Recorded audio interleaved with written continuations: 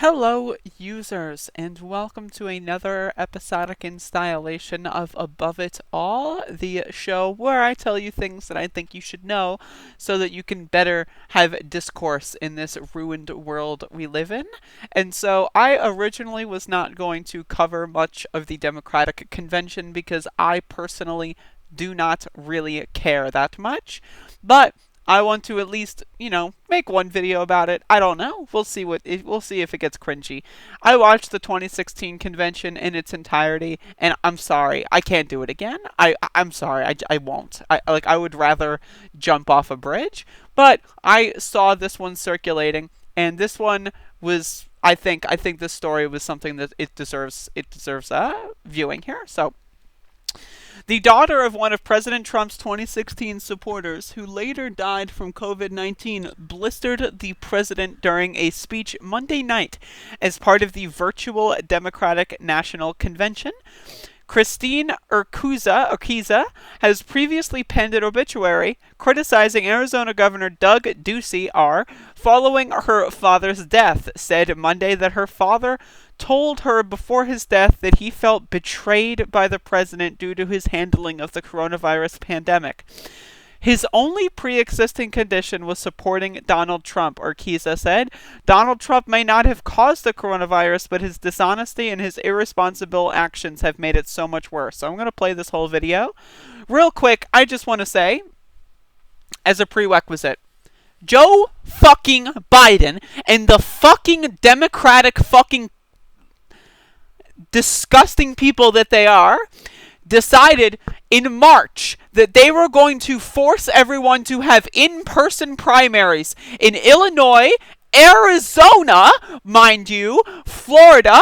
They also did them in states like Wisconsin in April. So the Democrat, Joe Biden fucking self said that, we voted during World War II. We can vote during a pandemic.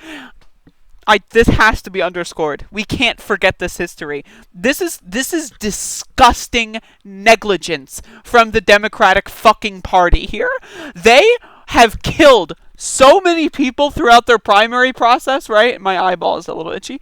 They have killed so many people throughout this primary process by forcing them to vote in person. There have been deaths linked to poll workers, linked to the elections that Joe Biden advocated for. Simone Sanders, his top spokesperson, advocated for, okay? So they're going to use this fucking woman's sob story, and it is a sob story. It is a horrifying and a sad story, while they themselves propped up the same fucking thing in their own elections. Donald Trump is not the sole person responsible for this. The Arizona governor is not the sole person responsible for this. It's the entire political establishment. Every member of Congress failed. Every state legislator failed. Every governor, including Andrew Cuomo, that dumb scumbucket that he is, failed. And the Democrats are going to have the audacity to rope this woman's horrifying story into a pro-Democrat message. And I had to. Well, I haven't seen this whole clip yet. Okay, I've only seen like 30 seconds, but I fucking cannot let the record slide. I made videos every single time these fucking stupid Democrat scumbags forced their elections to happen all over the country in March and April, okay? So they are not fucking safe. Remember when Donald Trump said, we voted during the Civil War, we can vote during the pandemic, and all the Democrats were like, how dare you, good sir? When the fucking Joe Biden people did the same thing, you can find the fucking clips. I covered this on my show. They did the same thing in March and April. So with that in mind, let's watch. I'm one of the many who has lost a loved one to COVID. My dad, Mark Anthony Urquiza, should be here today, but he isn't. He had faith in Donald Trump. He voted for him, listened to him, believed him, and I feel sorry for her. Because she's been manipulated. This is why I feel sorry for her. This is not Donald Trump's problem. Sure, Donald Trump was the government head, executor, but it's not all of his problem, right? If Congress wanted to, they could have voted through legislation with a supermajority that would have overruled the executive branch. But they didn't, because no one gives a fuck. No one cares. It's not just Donald fucking Trump. Joe Biden himself did the same shit Donald Trump is doing now. Joe Biden himself did the same fucking shit, okay? So this is why it's so horrifying to me to see this person weaponized by a disgusting party like the Democrats over something that both parties are responsible for. It's not just Donald Trump, it's the entire political machine. And his mouthpieces when they said that coronavirus was under control and going to disappear, that it was okay to end social distancing rules before it was safe, and that if you had no underlying health conditions, you'd probably be fine. So in late May, after the stay-at-home order was lifted in Arizona, my dad went to a karaoke bar with his friends. A few weeks later, he was put on a ventilator. And after 5 agonizing days, he died alone in the ICU with a nurse holding his hand. My dad was a healthy 65-year-old. His only pre-existing condition was trusting Donald Trump, and for that, he paid with his life. I am not alone. Once I told my story, a lot of people reached out to me to share theirs. They asked me to help them keep their communities safe, especially communities of color, which have been disproportionately affected. They asked me, a normal person, to help because Donald Trump won't. The coronavirus has made it clear that there are 2 Americas: the America that Donald Trump lives in and the America that my father died in. Enough is enough. Donald Trump may not have caused the coronavirus, but his dishonesty and his irresponsible actions made it so much worse. We need a leader who has a national, coordinated, data-driven response to stop this pandemic from claiming more lives and to safely reopen the country. We need a leader who will step in on day one and do his job, to care. One of the last things that my father said to me was that he felt betrayed by the likes of Donald Trump. And so when I cast my vote for Joe Biden, I will do it for my dad.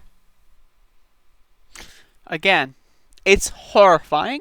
This woman's story literally is horrifying, but the Democrats are equally responsible.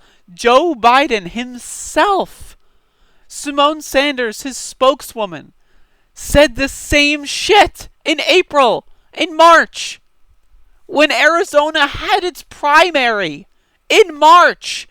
During the beginning of this pandemic, Joe Biden, Simone Sanders, Nancy Pelosi, and all those goons said, "Oh, what are you going to worry about?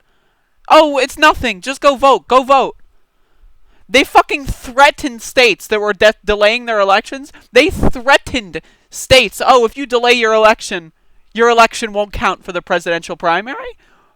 They said, "Okay, if you delay your election, you lose delegates. If you delay," and they forced the states of Arizona and Florida and Illinois and Wisconsin to fucking hold their elections because their local governments wouldn't do anything. Tom Perez wouldn't do anything. This is not Donald Trump's problem entirely. Donald Trump is the main problem, but he's not the only problem.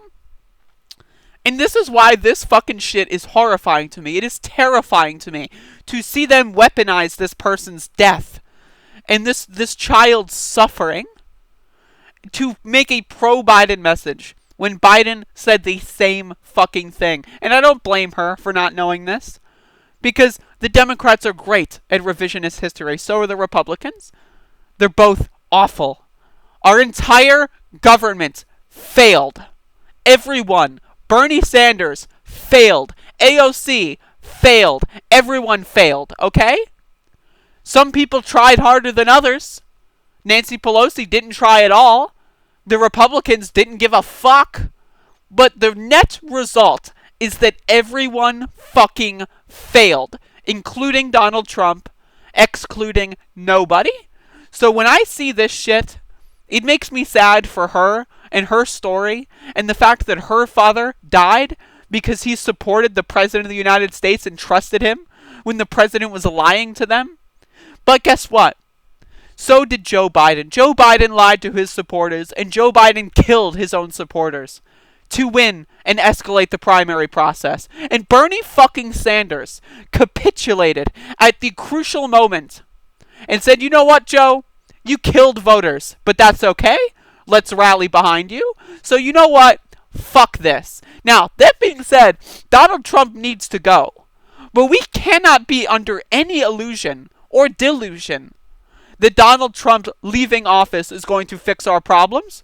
Biden needs to be inaugurated from a bunker.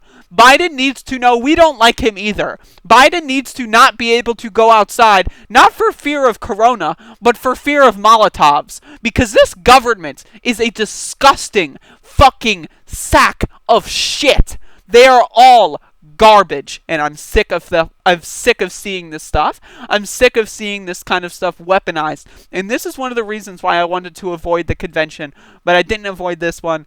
And hopefully you appreciated this video. I don't know, but this is just I fucking hate them. I hate everyone involved with this except for obviously this woman suffering in pain.